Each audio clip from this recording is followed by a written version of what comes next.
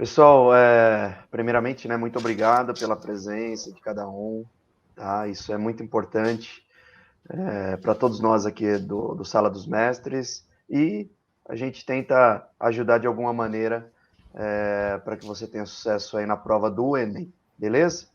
O Alexandre, está aparecendo aqui o contexto histórico, mas você pode voltar um pouquinho? Isso, muito obrigado, querido. Então vamos lá.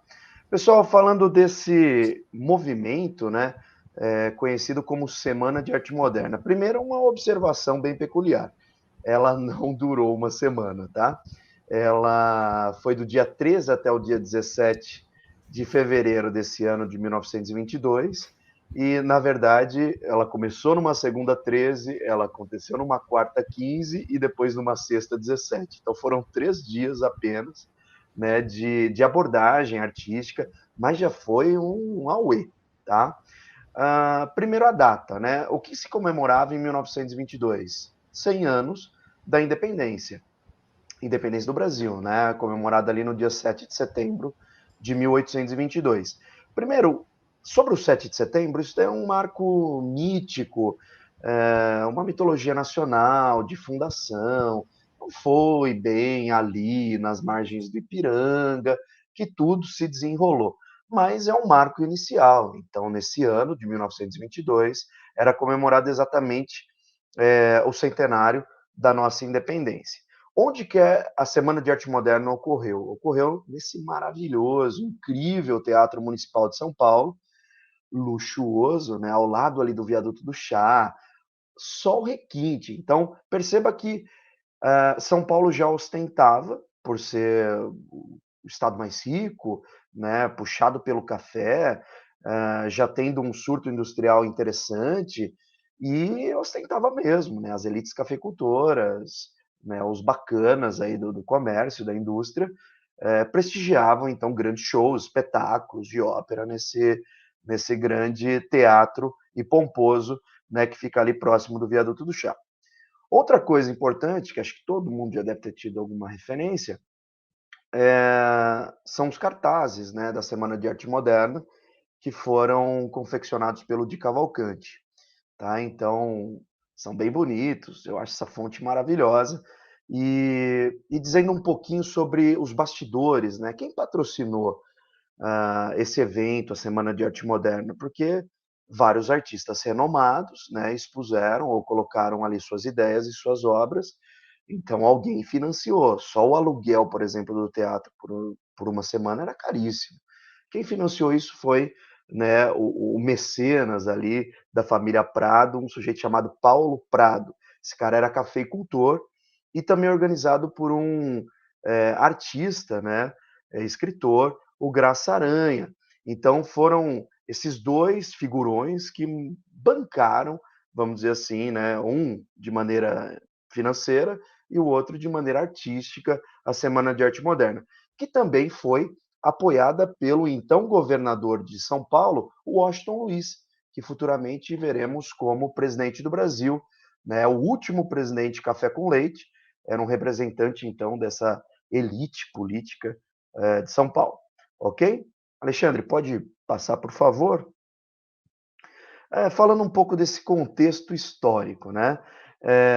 O contexto histórico ele vai estar influenciado por algumas fontes assim terríveis até, né? A mais terrível de todas é a Primeira Guerra Mundial, onde milhares de vidas foram ceifadas, né? É, uma guerra que levou aí 4 anos, mas teve um marco na humanidade como uma das piores tragédias, que depois vai ser incrivelmente superada pela Segunda Guerra Mundial. Mas ela também foi impulsionada, né, essa década, né, dos anos 20, ou o século 20 de maneira geral, por conta da segunda revolução industrial, o desenvolvimento de algumas tecnologias, como o aço, a energia elétrica, o carro e mesmo as ferrovias, né, que eram pujantes naquela época. Então, o contexto tecnológico, que vai culminar incrivelmente, né, numa batalha sangrenta e terrível que vai ser a Primeira Guerra, são essas marcas do século XX. Outra marca importante, agora falando de Brasil, é essa dicotomia essa relação antagônica entre o Brasil arcaico e o Brasil futurista, ou o Brasil rural e o Brasil urbano, ou o Brasil ah, ultrapassado e o moderno, né? De um lado nós tínhamos um Brasil rural, um Brasil ainda de latifúndio, de coronelismo, de voto de cabresto, de todas essas marcas, né, de fraudes eleitorais, que foram coisas marcantes durante o período do café com leite, né, que oscilavam os cafeicultores de Minas e São Paulo no poder do nosso país.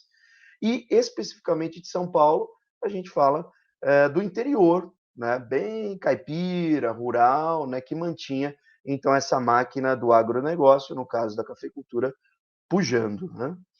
E o inverso disso seria o Brasil urbano, marcado pela industrialização, né, em especial da capital paulista, e ali a gente vai ter uma presença de coisas revolucionárias, então, para a época aqui no Brasil, que era a presença do operariado, exatamente por conta da industrialização, e um choque político aí do tenentismo. Tá? Agora não vou conseguir abordar todo sobre o tenentismo, mas eram militares que se opunham então a essas oligarquias cafeeiras que governavam o nosso país. Taca-lhe pau, Alexandre.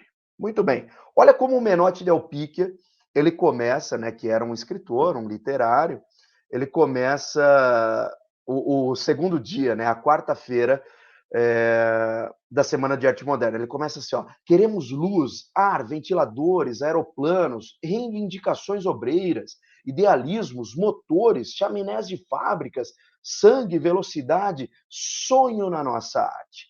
E ele foi vaiado, né? Dizem até que isso foi uma claque, um combinado, algo ali para dar emoção para a coisa. Mas era exatamente isso, né? Que poesia é essa que fala de ventilador, sangue, velocidade? É exatamente isso que eles queriam, causar e levar o Brasil para esse futuro, romper com essas tradições, essas amarras terríveis, né, das oligarquias. Taca-lhe pau, Alexandre. E aí nós temos uma questão de história abordando a Semana de Arte Moderna. Né? No caso, ela aborda aí a Tarsila do Amaral, ela vem com esse quadro. A pergunta original ela vinha acima da questão e muito bem observado pelo Zé. Existem questões então fáceis, intermediárias, né, e difíceis.